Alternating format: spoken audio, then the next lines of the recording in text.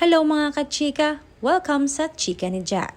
Kinumpirma nga ni Mami Pinti na ipinanganak na ni Alex Gonzaga ang kanilang firstborn ng asawang si Mikey Morada.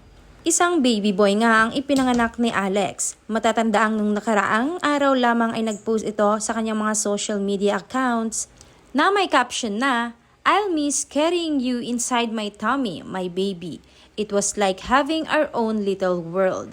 Thank you, Jesus." Nagpapahiwatig di umano ito na nanganak na nga ang aktres. Samantalang hindi naman ito ikinumpirma ni Alex Gonzaga maging ng kanyang asawang si Mikey Morada.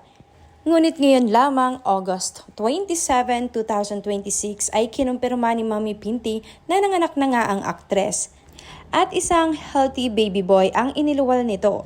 Samantala, masayang-masaya ang mga netizen, hindi lamang ang mga taga-subaybay ni Alex Gonzaga sa balitang ito.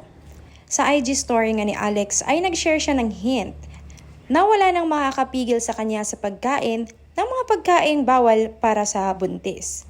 Ikaw kachika, anong masasabi mo tungkol sa balitang ito? Isa ka din ba sa taga-subaybay ng pagbubuntis ni Alex Gonzaga?